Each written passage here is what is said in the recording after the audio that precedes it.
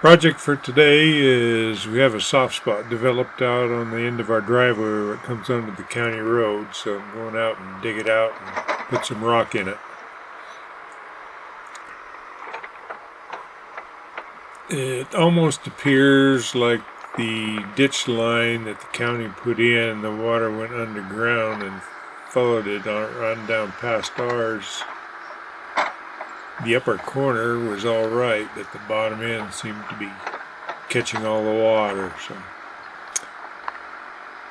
going to start digging and see if we can't get enough rock in there to fill it in and eliminate the problem. Stop.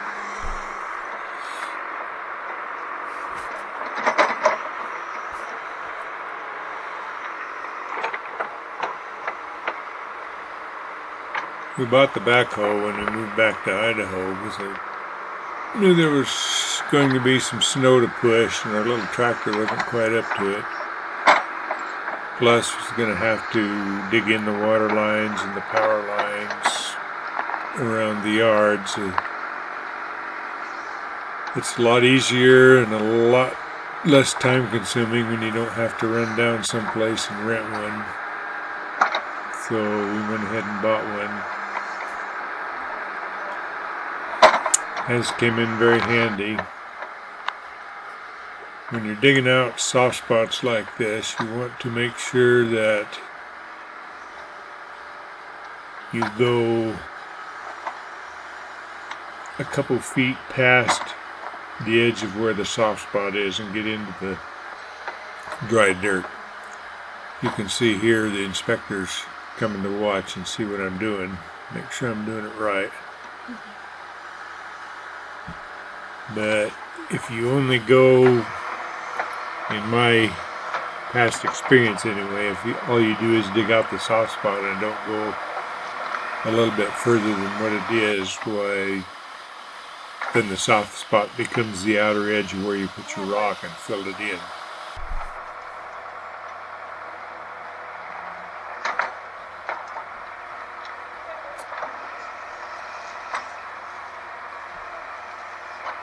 Where I'm coming onto the county road here, you have to be real careful and watch. They don't like you messing with their gravel, and they did have a ditch line along there, so I have to make sure to keep the ditch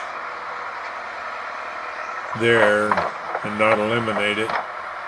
So the water will run past the end of it. Either that or I'm going to end up having to put a culvert in, one or the other.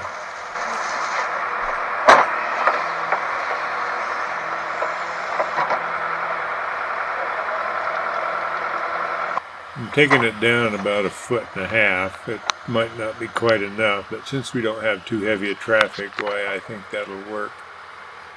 If you have heavy traffic that's on a spot like that, why a lot of times you'll have to go down between 2 and 4 feet in order to get down so that the rock you put in will set up with itself.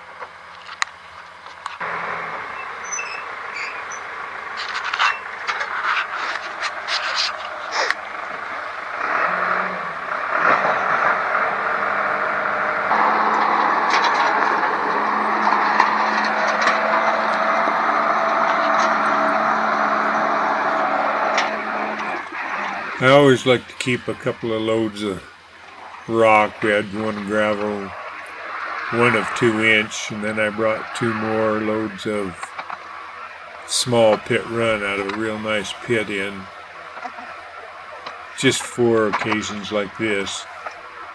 Otherwise, sometimes like now, the load limits are on and you're not supposed to haul over 30,000 pounds, but you can't get a permit like where I just haul 1 load a day, why they would permit that.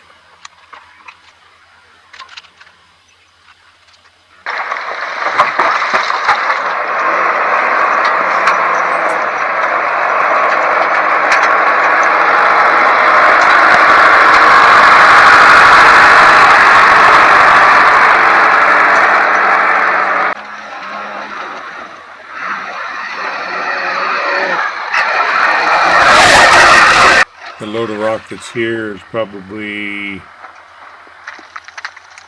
14 yards. And it did take a little, I did have it dug down where it took a little bit more than that.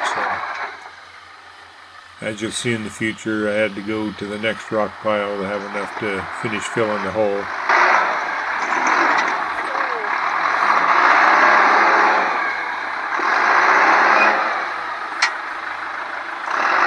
I didn't start dumping my rock quite soon enough here, so as you can see, I got a hole back at the beginning of the fill. Took a little bit more to get over.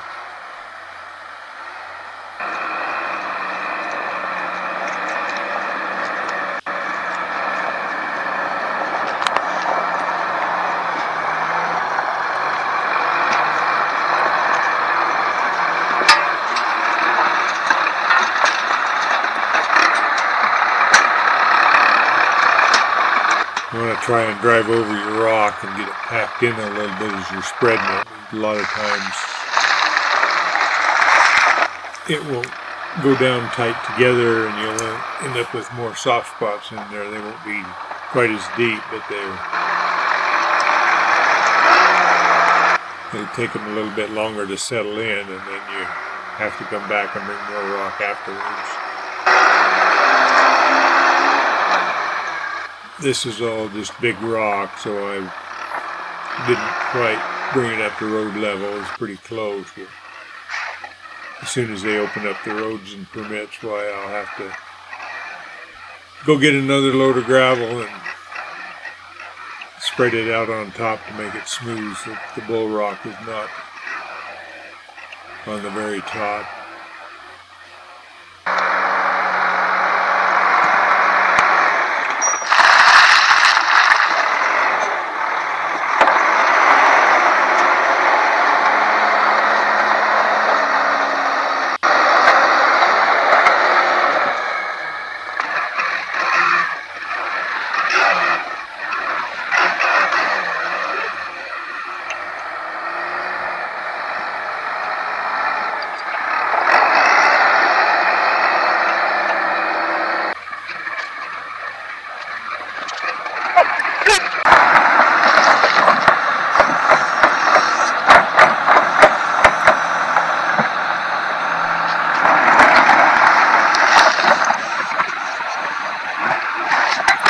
A lot of times you can get a little bit more accurate trying to spread the rock with the backhoe rather than the bucket.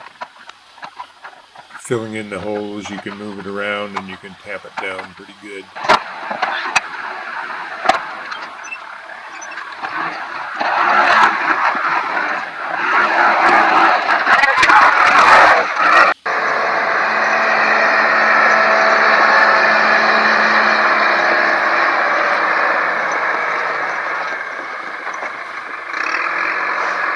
This pile, we had one other soft spot, and this pile was probably 150 yards from where I'm working, so it took a little time to run down and get this and get back up.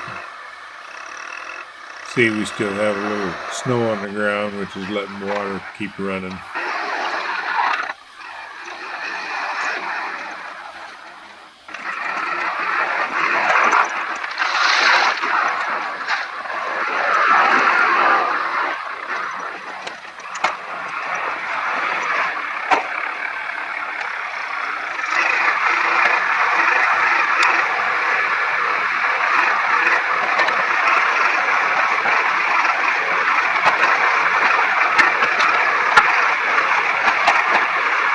You end up with a big rock or two like you usually do, where you can pound it back down in the rest of the rock and not have it stick out. It's pretty hard to, you don't get as much compaction if you're running over it with the tires on the hoe. It'll pack a lot better with the bucket on the backhoe.